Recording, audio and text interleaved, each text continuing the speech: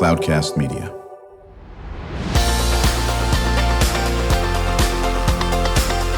Drew Schlosberg Spotlight on the Community Show, amplifying the voices of social impact organizations, entrepreneurs, local nonprofits, and other community champions who shape the culture, creativity, and connectivity of San Diego. Brought to you by Mission Fed Credit Union, bringing good things to San Diego for over 60 years. Learn more about what is good for you and good for all by visiting www.missionfed.com.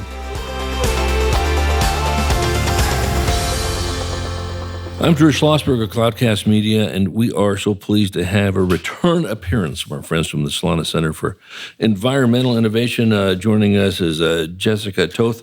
She is the executive director of the center, joined by her colleague, Jennifer Galey. She is senior environmental educator. How you doing, Jessica? I'm doing great. Thank you for having us. Good to see you again. Absolutely. And how you doing, Jennifer? Also wonderful. Thanks for having us here. Of course. Jennifer, how long have you been involved with the center? I've been there 9 years plus. So 9 years, okay. And Jessica, how long? And just about the same. About the same. Okay, yep. That's super. So I'll start with you on this, Jessica. The mission of the center is what? We're here to, our focus is on soil, water, and waste, and we provide environmental education, outreach, and consulting services throughout the San Diego County region.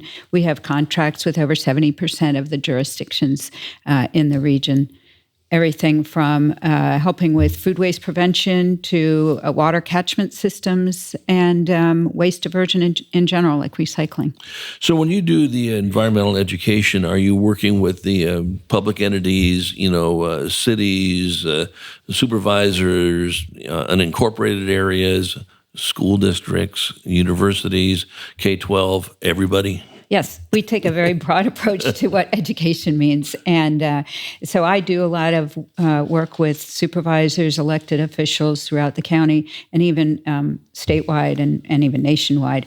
But we do have robust programs with our through our contracts with different jurisdictions. We go out to schools. We are running workshops, and we have over 20 events that we're doing just in the month of November, and November tends to be abbreviated because of the holidays. But we're out in the community, and that's very much the type of work that Jennifer does, educating people from food waste to water catchment systems to composting systems. Right. So, Jennifer, and you can jump on this too, Jessica, how do you measure your success? Is there a metric to say that we were this with stormwater? I'm making up stuff I don't even know what I'm talking about, right? But because we've been working on this program, we reduced, how contaminated it has been over 10 years. What type of metrics do you say this is why we've been successful?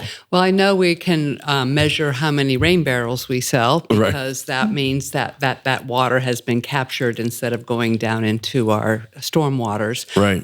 We can capture how many buckets of bokashied food waste we have composted, so we can measure it that way. And then we go by how many people have attended our workshops or come to our events and been exposed to the information. Right. How well do we do as a region? We have, as we talked about before, Jess, so many wonderful, very precious, natural environment that we have here with watershed and everything else in between. Are we, Jennifer, being good stewards of this as a whole? And you can be harsh if we're not. But we can always do better, right? Yeah, indeed. I feel like over the years we've captured the people who are interested in doing it for green reasons, right. And now there's legislation that's coming out that's really pushing people in the direction of having to capture their green waste and not send it to the landfill anymore. That's been maybe the biggest shift in the last couple of years, is the legislation sort of pushing people to become more aware of what we need to do to not waste this valuable material. Yeah, and that's a good point, Jess, that sometimes maybe I'm being too harsh when I say make people, but seriously, if this is what you need to do now, we all know, no, don't take your car oil and throw it down the doggone drain. I mean, that should be a no-brainer, for God's sake, but, we're humans, and sometimes the brain doesn't engage in all that aspect of it. But you work as the lobbyist, so to speak, Jess, or do you have have someone that lobbies for you? We lobby, and I'm probably the face of the lobbying very much. Right. I have sort of adopted, probably from my past work experience, a model that's used in high tech of there's early adopters and there's, we want to get to that majority. And there's a big chasm between the early adopters and the majority. And the whack on the side of the head or the kick in the seat of the pants has been the state legislation that Jennifer is talking about. Right. So just looking specifically at food waste or organic waste, we were working with those early adopters, people who were passionate to keep the organic material from going to the landfill. They really understood that it creates greenhouse gases when it's in the landfill. But this state legislation that went into effect in January now mandates that no organic material can go to the landfill in the state of California. And now we're seeing the spending in infrastructure, the spending on education that really needed to happen. In our region, we only have the processing capacity for 12% of all of the food waste that we generate. So what happens with the rest of it? It's either going to go to landfill, which it's now right. illegal, or it's going to go out in the ocean, or it's going to go out of the area. Well, that organic material has value. We want to keep it in our region. We also want to reduce how much of Right. it we're generating in the first Right. place. But 12% is appalling to be able to mandate, to be able to manage that amount. And then we also have the social issue of the number of people who are food insecure in our region. Right. When 85,000 tons a year of the food waste we generate in this region is edible. Yeah, that's you and I think I talked about that before, and that's a good segue into the holidays from two points. Is that and we used to really feature our friends from the San Diego Food Bank on the show quite a bit, and the amount of people that are food insecure in San Diego is huge, and that surprises people. Of course, that's because they have their head in the sand. They think that everyone is like themselves, and it's not the case. But we're coming up to the holidays, right? And I don't know, I always associate with Thanksgiving is when we eat more food than anyone. Maybe it's Christmas. I don't know. Maybe we just in the United States eat food every single month of the year, and we're just gluttons, and we all know that's based on our obesity factors out here. But Jessica, it's coming up, so this is a good time for to be paying attention about what food you're buying for the holidays as you get into Thanksgiving and Christmas, and how not to waste it. Mm-hmm. What do you suggest? Being intentional and mindful in what you are purchasing and making sure that you store it properly, donate what excess you have. The San Diego region per capita has the highest food waste generated in the state of California. Why? I don't know if it's because we have such year-round growing seasons. Food Correct. is relatively inexpensive in this area. When I compare California as a state to other states, most of our food waste is produce, as opposed to many other states where it's prepared foods that's getting thrown away. So food is relatively inexpensive here.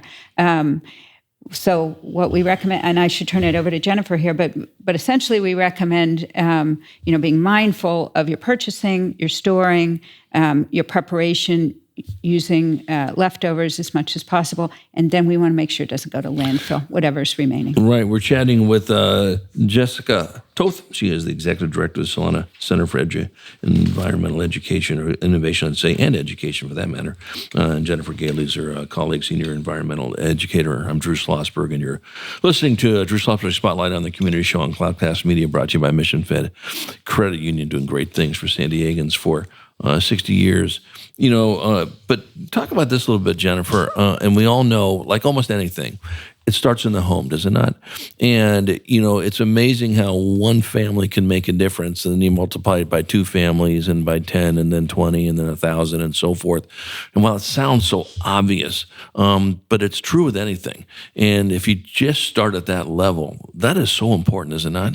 Indeed, and I think I always like it that when we go out to schools, we're educating young students, and they go home and they teach their parents a variety of things. And I'm also really excited. In the last year, we've done a lot of, there are actually webinars, or there's some workshops on how to, look at your refrigerator and not waste foods in there. And some of the expiration dates aren't necessarily what has to be followed, that there's a lot of ideas out there that sometimes when you're exposed to it, you think about it differently. And so that's one thing we've been able to do is at schools, as well as by doing the workshops on reducing waste. Yeah, we come back from break. You want to chat a little bit about some of the other initiatives that you're working on. Composting education obviously is very critical. The benefits of the Green Convene program. And as always, Jessica, and for you, Jennifer, that we always save time in the second half of our show to what can our Spotlight in the Community listeners do to support your efforts. So let's make sure we hit that as well. I'm Drew Schlosberg. Again, you're listening to Drew Schlosberg Spotlight on the Community as we've been chatting with our good friends from the Solana Center for Environmental Innovation, and we will be right back. When you do your banking with Mission Fed, you get great rates on auto and home loans. That's good for you, but something good also happens for a lot of other people.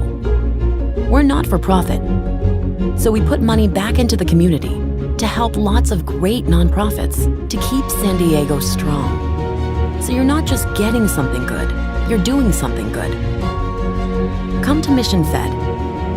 It's banking that's good for all.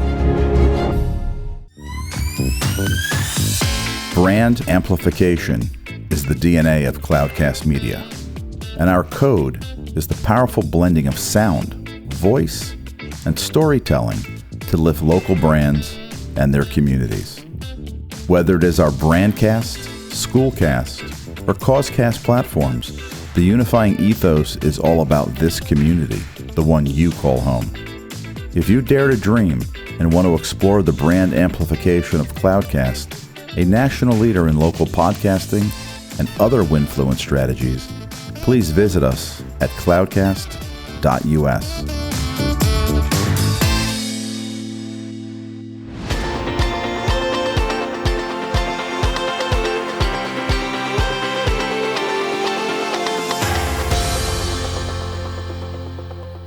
Welcome back to the second half of Drew Schlosberg's Spotlight in the Community show. And you may notice a slight difference in the voice because I am not Drew Schlosberg. I'm Charles Parisi. Drew actually had to step out to an event.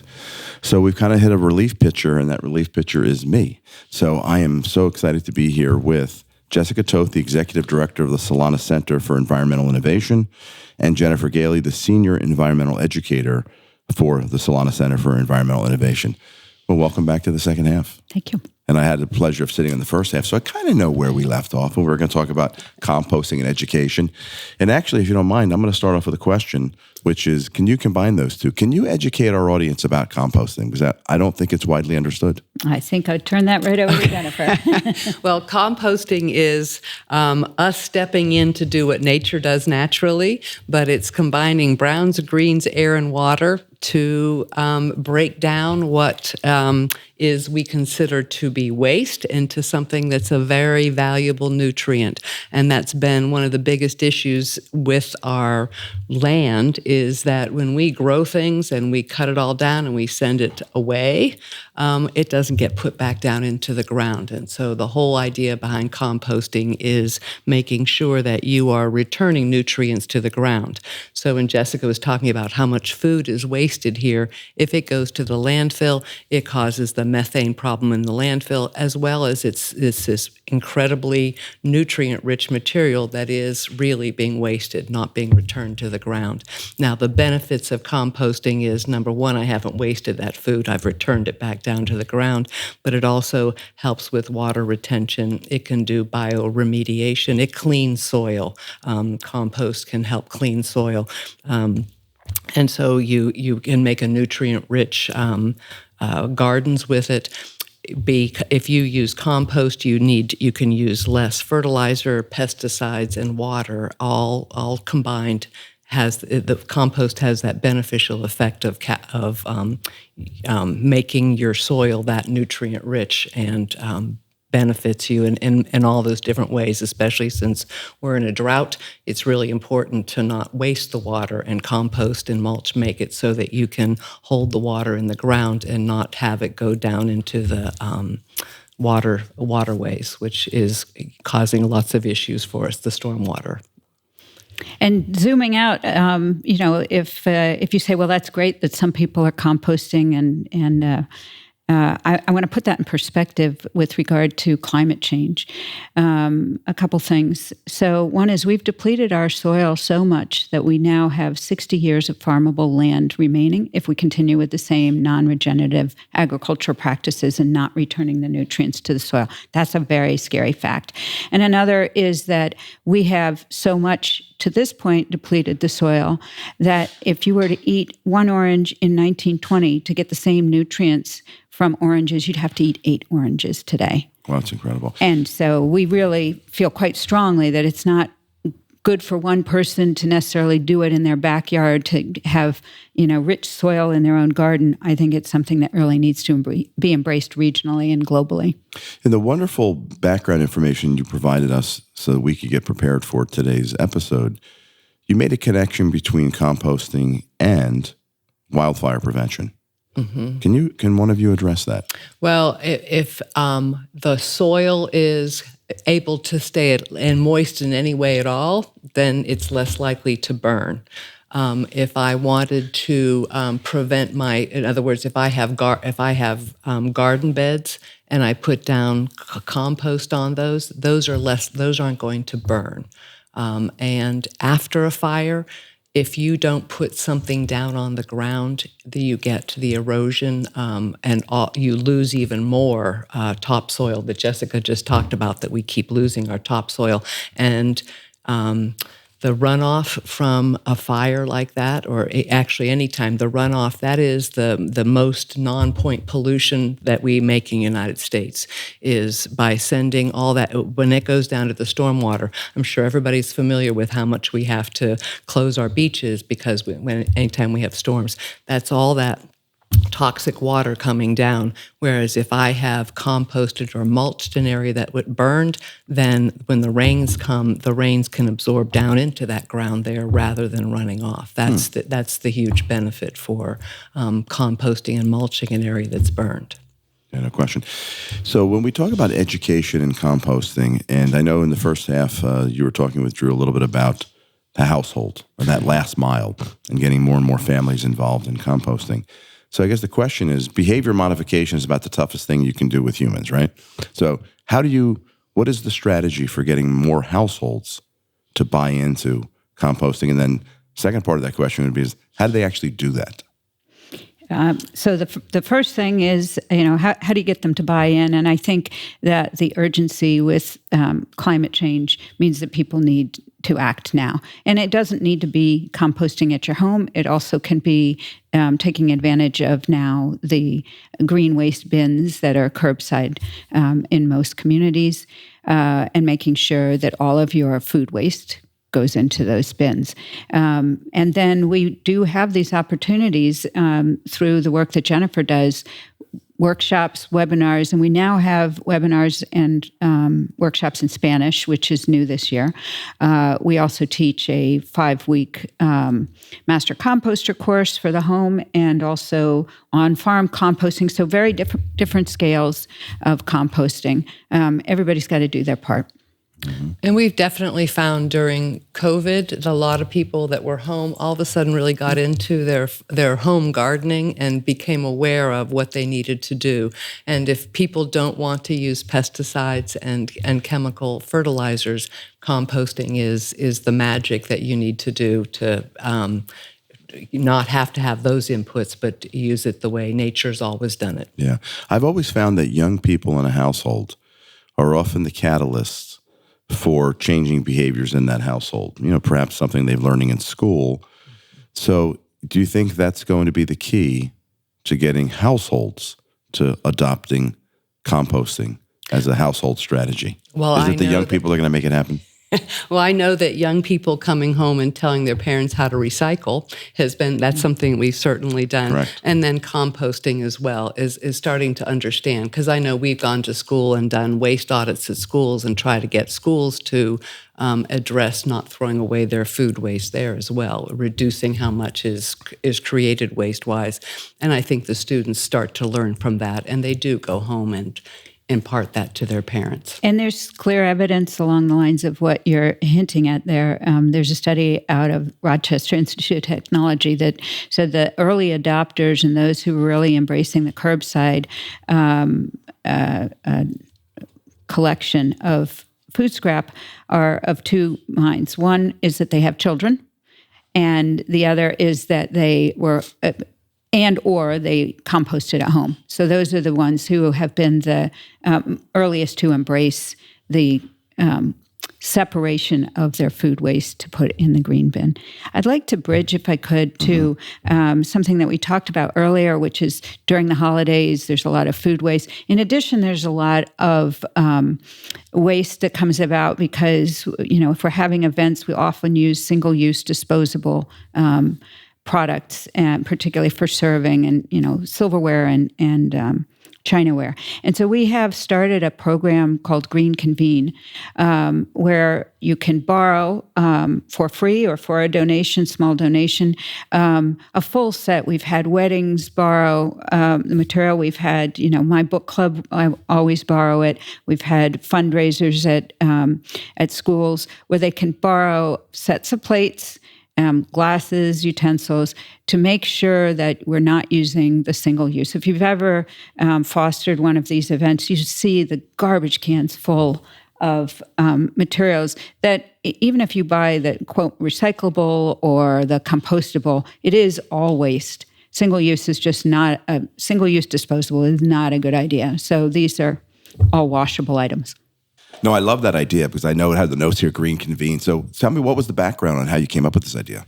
Actually, it was one of our passionate staff. We have different projects that we take on. We call them passion projects, and they don't necessarily pencil out financially, but we find that they're really important and true to our mission.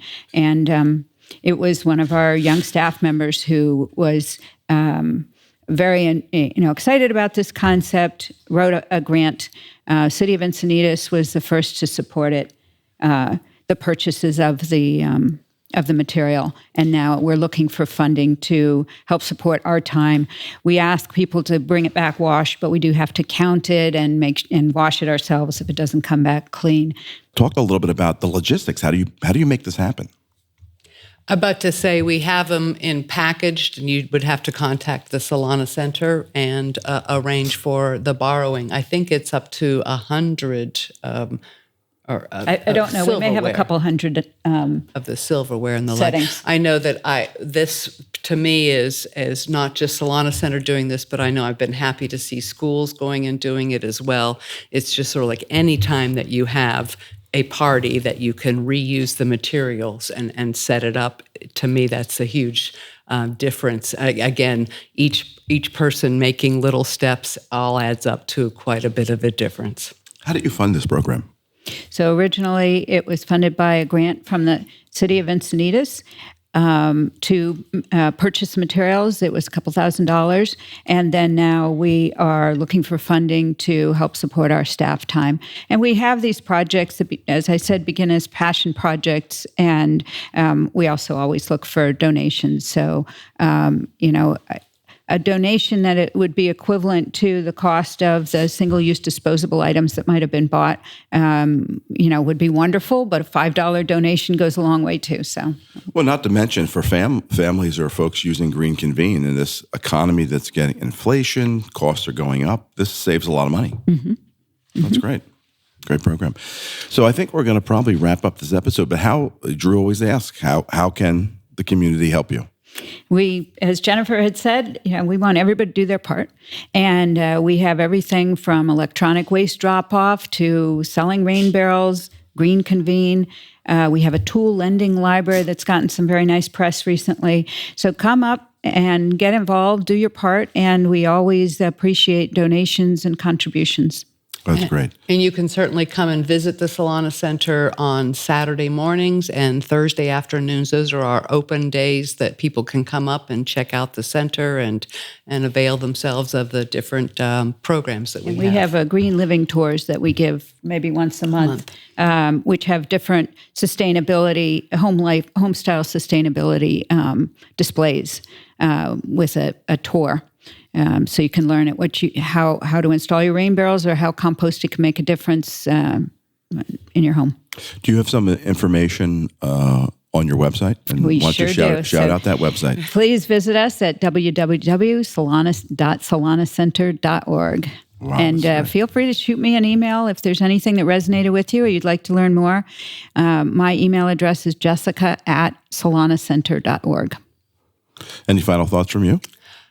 I just think wonderful people want to come up and check out the Solana Center, but also I know that there are, on our website, there's lots and lots of information for almost anything you might have a question about in terms of sustainability and figuring out how you can participate in the solutions. And our education is all offered free. Perfect. Thank you so much. Well, thank you so much for being here. This concludes another episode of Drew Schlosberg's Spotlight in the Community. We've been here with Jessica Toth, the Executive Director, and Jennifer Galey, the Senior Environmental Educator for the Solana Center for Environmental Innovation. We've heard some wonderful things that you're doing and hope to have you back again real soon. And you've been listening to the show on Cloudcast Media, brought to you by Mission Fed Credit Union, bringing good things to San Diego for more than 60 years. You've been listening to an episode of Drew Schlosberg's Spotlight on the Community Show, amplifying the voices of social impact organizations, entrepreneurs, local nonprofits, and other community champions who shape the culture, creativity, and connectivity of San Diego community. Brought to you by Mission Fed Credit Union, bringing good things to San Diego for over 60 years. Learn more about what is good for you and good for all by visiting www.missionfed.com.